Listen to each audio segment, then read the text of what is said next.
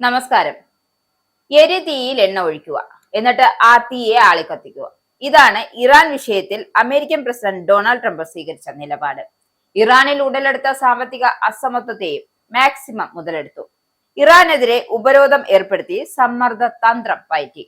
ഒടുവിൽ യുദ്ധം അഴിച്ചുവിടുകയായിരുന്നു. ഇതോടെയാണ് വീറും വാശിയുമുള്ള ഇറാൻ ശക്തമായി പൊരുതിയത്. അതേസമയം ഇറാന്റെ പരമോന്നത നേതാവിനെ തികച്ചും ചതിയിലൂടെയാണ് ട്രംപ് വകവരുത്തിയത്. ചതിക്ക് ചതി, കണ്ണിന് കണ്ണ്, പല്ലിന് പല്ല് എന്ന നയത്തിന് ഇനി മാറ്റമില്ല. ഇറാന്റെ നെടുതൂണിനെ കടക്കൽ വെട്ടിയെങ്കിൽ അതേ വെട്ട് അമേരിക്കയ്ക്കും കിട്ടും. ഫെബ്രുവരി 28-ന് US ഇസ്രായേൽ സംയുക്ത സായുധ ആക്രമണത്തിലാണ് ഇറാന്റെ പരമോന്നത നേതാവ് ആയത്തുള്ള അലി ഖമേനി വധിക്കപ്പെട്ടത്. എന്നാൽ അതിനുശേഷവും ഖമേനിയുടെ ഔദ്യോഗിക എക്സ് അക്കൗണ്ടുകൾ ഇപ്പോഴും സജീവമാണ്. ഇസ്രായേൽ ഒരു വലിയ തെറ്റ് ചെയ്തു എന്നും അതിനു പകരമായി ഇസ്രായേൽ ഭരണകൂടത്തിന് ഗുരുതര പ്രത്യാഘാതങ്ങൾ നേരിടേണ്ടി വരുമെന്നും അക്കൗണ്ടിലെ പോസ്റ്റിൽ വ്യക്തമാക്കുന്നു.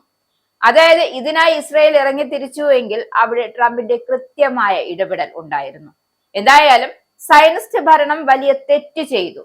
അത് ആരുടെ വാക്ക് കേട്ടിട്ടായാലും അതിന്റെ പ്രത്യാഘാതങ്ങൾ ഭരണകൂടത്തെ നിരാശപ്പെടുത്തും. അതായത് ഇങ്ങനെ ഒരു പ്രവൃത്തി വേണ്ടായിരുന്നു എന്നൊരു ചിന്തിക്കലിലേക്ക് എത്തിപ്പെടും. പോസ്റ്റിൽ പറയുന്നത് പോലെ ചിത്രം 3 പാനലുകളുള്ള ഒരു കൊളാഷാണ്. ഇത് ഇറാന്റെ മിസൈൽ ശക്തിയെ പ്രതിനിധീകരിക്കുന്നതാണ് വ്യാഖ്യാനിക്കപ്പെടുന്നത്. ആദ്യ പാനലിൽ ഭീമാകാരമായ ഒരു ബാലിസ്റ്റിക് മിസൈൽ വലിയ തീജ്വാലകളോടെ വിക്ഷേപിക്കുന്നു. രാത്രിയിൽ ശത്രു നഗരങ്ങളിൽ മിസൈലുകൾ പതിക്കുന്നതായി കാണാം. മധ്യ പാനലാകട്ടെ മരുഭൂമിയിൽ ഒരു മൊബൈൽ ലോഞ്ചറിലുള്ള ഇറാനിയൻ മിസൈൽ. സൈനികർ ഇറാനിൽ പതാക വീശുന്നു. താഴത്തെ പാനലിലാകട്ടെ വെളുത്ത ലാബ് കോട്ട് ധരിച്ച് ശാസ്ത്രജ്ഞർ ഒരു ഹൈടെക് മിസൈൽ നിർമ്മാണ അസംബ്ലി ഫെസിലിറ്റി പ്രവർത്തിക്കുന്നതായി ചിത്രീകരിക്കുന്നു.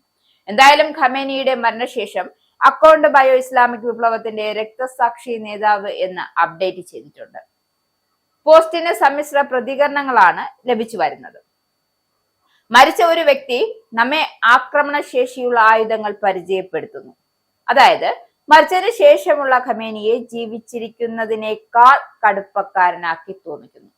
മണ്ണിനടിയിലേക്ക് മടങ്ങിപ്പോകൂ തുടങ്ങിയ പരിഹാസമായ പ്രതികരണങ്ങൾ പോസ്റ്റിന് ലഭിച്ചു. അതേസമയം ഒരു പോസ്റ്റ് വന്നാൽ നല്ലതും ചീത്തയുമായ നിരവധി പ്രതികരണങ്ങൾ സോഷ്യൽ മീഡിയയിൽ സ്വാഭാവികമാണ്. അതിന്റെ ഭാഗമായിട്ടുള്ളതാണ് ഇതും. അതേസമയം പോസ്റ്റിനെ അഭിനന്ദിക്കുന്നവരുമുണ്ട്. ലോകം മുഴുവൻ ഇറാനോടൊപ്പം നിൽക്കുന്നുണ്ട്. മറ്റൊരു ഉപയോക്താവ്, അതായത് വേറൊരാൾ പറയുക, ഇറാനിൽ പതാകയണിഞ്ഞ ഒരു സിംഹത്തിന്റെ AI നിർമ്മിത ചിത്രം പോസ്റ്റ് ചെയ്തു. യുഎസിന്റെയും ഇസ്രായേലിന്റെയും പതാകകളാൽ പൊതിഞ്ഞ 2 കഴുതപ്പുലികളെ ആ സിംഹം വേട്ടയാടുന്നതായാണ് രൂപകൽപ്പന. ഇതൊരു സാധാരണ ആക്രമണമാണ് എന്നാണ് അവർ കരുതി. ഇപ്പോൾ ഇറാനെ കുറച്ചു കാണുന്നതിന്റെ വില അവർ അറിയുക തന്നെ ചെയ്യും. അല്ലാതെ എവിടെ പോകാനാ? ഇങ്ങനെ പോകുന്നുണ്ട് നിരവധി പ്രതികരണങ്ങൾ. എന്തായാലും ട്രംപ് ഇറാനോട് നിരുപാധികമായി കീഴടങ്ങാൻ ആവശ്യപ്പെട്ടിട്ടുണ്ട്. എന്നാൽ അത് ട്രംപിന്റെ വെറും മോഹം മാത്രമായിരിക്കും. ഇറാൻ അത് അനുസരിക്കുകയുമില്ല. ഒരു ദിവസം പോരാടിയാലും നട്ടലോടെ പോരാടണം എന്നതാണ് ഇറാന്റെ നയം.